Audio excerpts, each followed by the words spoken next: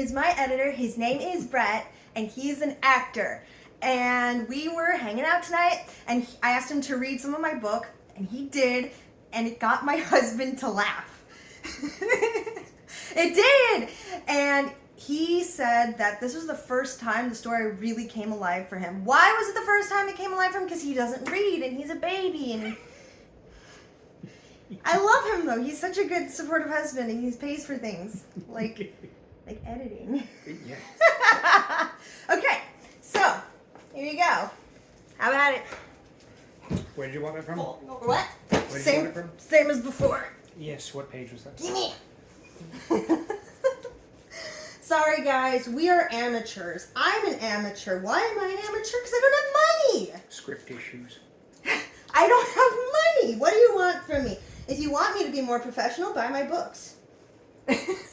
Should I keep that in? I did. And he likes it. Yeah, yes, I do. Okay, so you remember what pages? Of course. All right. 12. Let's do it. Do it. Do it. I swear the writing's amazing. When Quinn arrived at the park, Lucas was lazily spinning on the tire swing, toying with a camera around his neck, clearly bored. "What took you so long?" Lucas asked, snapping a picture of Quinn. Quinn shielded his face. "She lives on the other side of town," he replied. Lucas hopped off the swing and adjusted his fingerless gloves on his hand. "What? You took her home? Then you drove away? This isn't like you." Lucas sighed as they walked under the rusty monkey bars. The moonlight that washed over their cadaverous skin made them look like ghosts in the streetlight. Lucas lifted himself up and hung upside down, snapping a few pictures. "Quinn, smile!" Quinn glared into the lens. "Good enough," Lucas said, climbing down. "I know humans are food, but it becomes incredibly hard to kill them once you know their name. And I met her family, her incredibly abusive family," Quinn said. "A family like yours?" Lucas asked. "What a surprise." Quinn glared at him. "All right, you want to play this game? What about your obsession with blondes?" "Fuck you," Lucas snapped. "You started it," Quinn replied. Lucas jammed his hands into his pockets and looked away. "So, where are we going tonight?" Lucas asked, changing the subject. "Why don't we check the old warehouse?" "We haven't been there in ages," Lucas said, twirling his axe.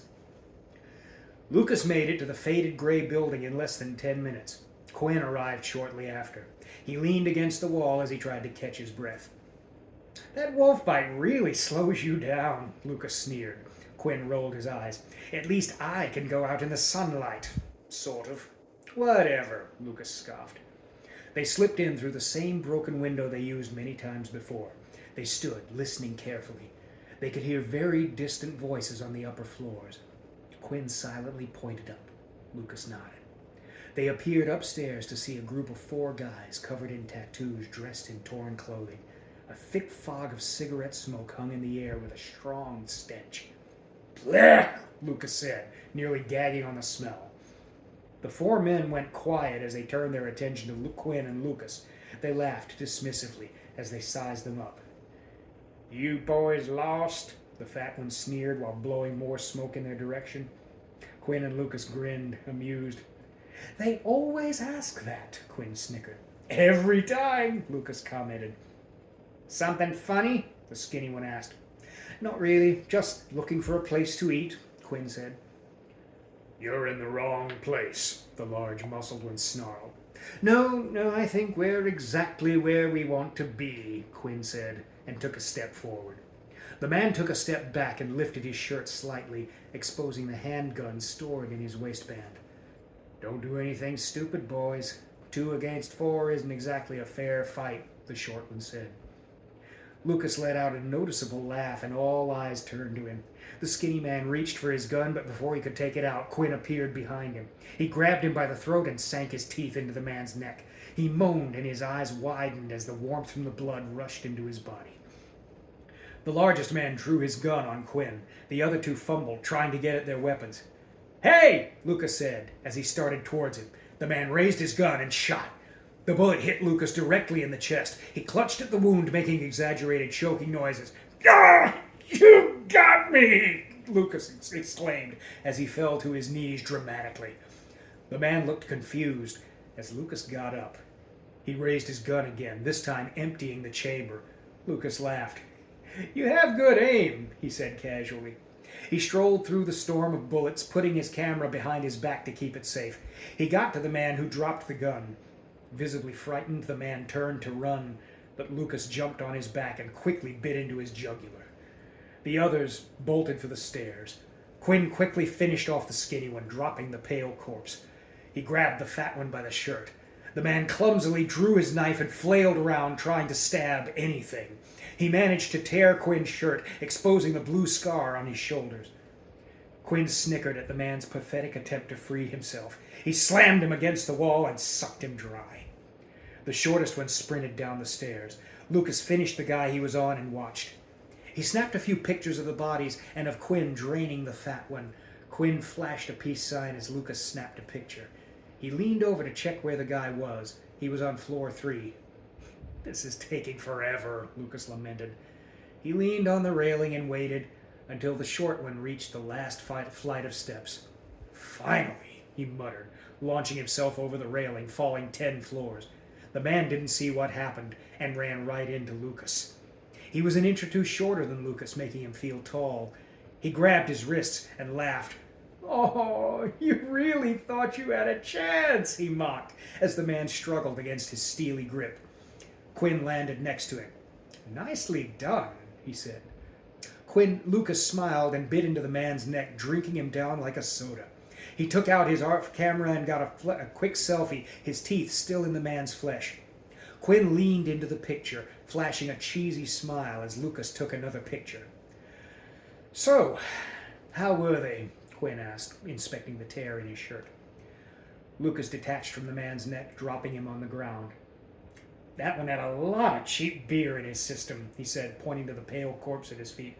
"I didn't like the bigger one. He was more acidic. How about you?" "The skinny one had a surprising sweet tooth. The fat one was very alcoholic as well." Odd. Let's go back to the park, see if we can find something for dessert, and then call it a night so you can get home before sunrise."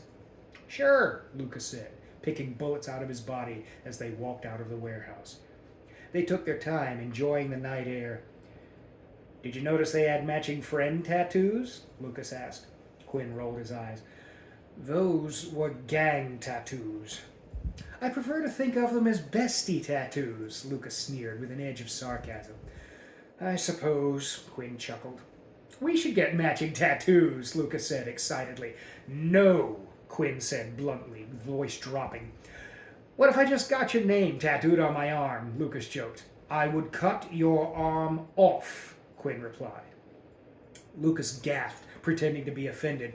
"But we're best friends forever!" "And we don't need ink pounded into our skin to remind us of that," Quinn said, ruffling Lucas's hair. "I guess you're right," Lucas said with a slight smile. "Let's check the slides and tubes," Quinn said when they arrived at the park. "Fine, I'll get the stuff ready under that platform thing." Quinn silently moved through the shadows, looking in the slides. There was a man bundled in blankets, fast asleep. "Found one," he called, dragging the man out by his feet. "What?" The man was looking around wildly. Quinn pulled him to the platform where Lucas had laid out a tarp, draining tubes and blood bags. "Get him on the tarp," Lucas said as the man tried to free himself. "What do you think I'm doing?" Quinn snapped, rolling him onto the tarp. "Smile for the camera," Lucas mocked, snapping a picture of the man's terrified face. "What do you guys want?" the man sobbed. "So, how have you been?" Quinn asked, paying no attention to the man. "I've been okay," Lucas said as he snapped his legs. The man let out a shrill scream. "Do you mind?" Lucas said to the man, annoyed. He pulled out his steel axe. "Lucas, you can't use that. You'll make a mess," he said over the man's broken sobs. "I like cutting off the heads, and I forgot the duct tape," he admitted sheepishly. Quinn rolled his eyes. "Gag him for now, and we can cut it off once he's almost drained." Lucas dropped the axe and removed the red cloth tied around his head. He forced it into the man's mouth, making his screams become nothing but muffled whispers. He leaned over the man and took a picture of himself making a peace sign with the man, gagged and sobbing in the background.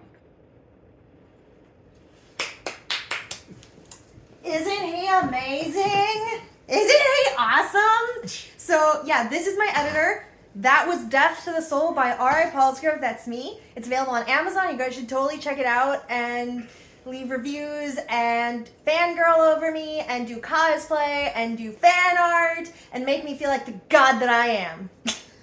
Okay, I swear I'm not that conceited, but maybe just. All right, bye guys.